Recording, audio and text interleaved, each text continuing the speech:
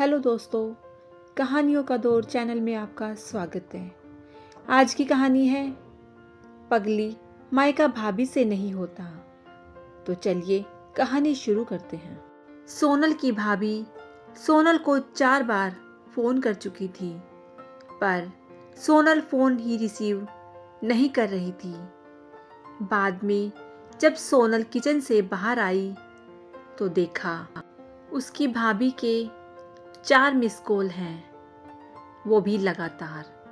यह देखकर वह घबरा गई, क्योंकि उसकी भाभी को पता होता है कि अगर सोनल 2 बार में फ़ोन नहीं उठाती है तो इसका मतलब यही है कि वह अपने काम में व्यस्त है और या फिर फ़ोन से दूर है। अब सोनल का मन घबरा रहा था, क्योंकि भाभी के 4 फ़ोन लगातार आने से उसे टेंशन हो गई थी, क्योंकि सोनल की मम्मी की तबीयत इन दिनों ठीक नहीं चल रही थी। अभी 2 दिन पहले ही सोनल अपनी मम्मी से मायके में मिलकर आई थी। फिर भी सोनल ने हिम्मत करते हुए अपनी भाभी को फ़ोन लगाया और फ़ोन जैसे ही भाभी ने उठाया तो सोनल को रोते हुए कहा, दीदी, मम्मी जी हमें छोड़कर चली गई हैं। रात को अच्छे से सोई थी। सुबह आपके भैया और मैंने खूब उठाने की कोशिश की, पर वह नहीं उठी। तब हमने डॉक्टर साहब को बुलाया। फिर उन्होंने बताया कि मम्मी जी अब नहीं रही। दीदी, आप जल्दी से घर आ जाओ। इतना सुनते ही सोनल की आंखों से आंसू बहने लगे। पापा तो पहले ही उसे छोड़कर जा चुके थे और अब उसकी माँ भी नहीं रही।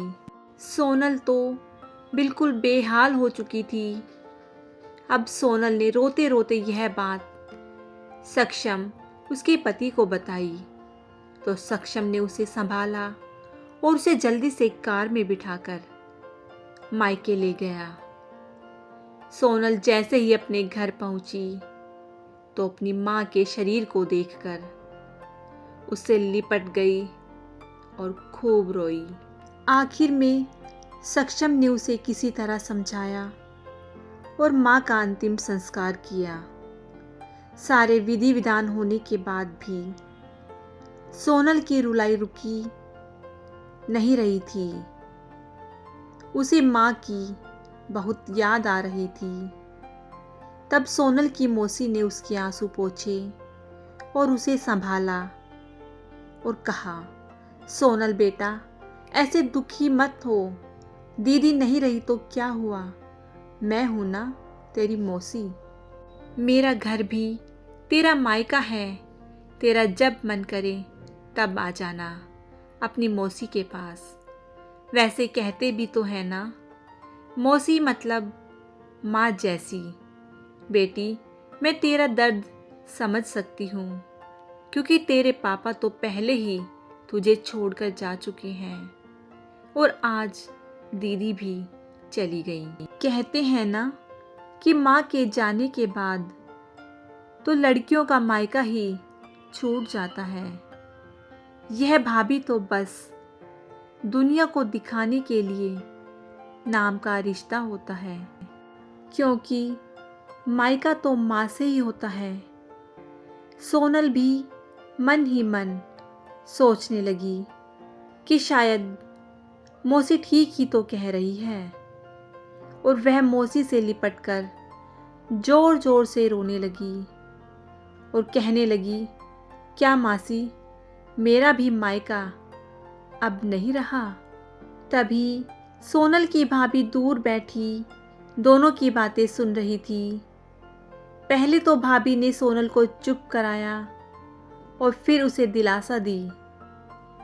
फिर भाभी ने मौसी से कहा कि मौसी जी, आपने ऐसे कैसे कह दिया कि मायका केवल माँ से ही होता है।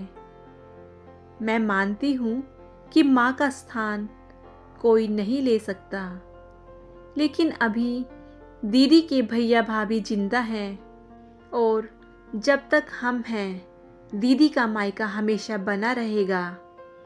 मैं पूरी कोशिश करूंगी दीदी को मम्मी जी की तरह प्यार और सम्मान देने की, और दीदी जब चाहे तब यहाँ आ सकती हैं।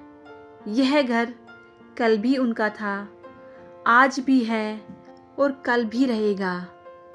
मौसी जी, मैं एक बेटी हूँ और मेरा भी मायका है, और मैं अच्छे से जानती हूँ कि हम बेटियों के लिए मायका कितना महत्वपूर्ण होता है। मौसी जी, आप दीदी को अपने घर जरूर बुलाइए, पर उन्हें अपने भैया भाभी के प्यार से दूर मत करिए। तभी मौसी ने कहा, बहू, आज के ज़माने में तेरी जैसी सोच रखने वाली भाभी बहुत कम मिलती हैं। मुझे माफ़ कर दे, मैंने सोनल को गलत राह दिखाई। तभी सोनल अपनी भाभी के गले लग गई और बोली, भाभी, आज आपने मुझे विश्वास दिला दिया कि भाभी भी माँ के समान होती है, और मैं संतुष्ट हूँ कि जब तक आप और भैया हो मेरा मायका सदा बना रहेगा। और किसी ने कहा है ना कि भाभी माँ के समान होती है। आज आपने मुझे इस बात का विश्वास भी दिला दिया है। तो दोस्तों, आपको ये कहानी कैसी लगी मुझे कमेंट करके ज़रूर बताइएगा।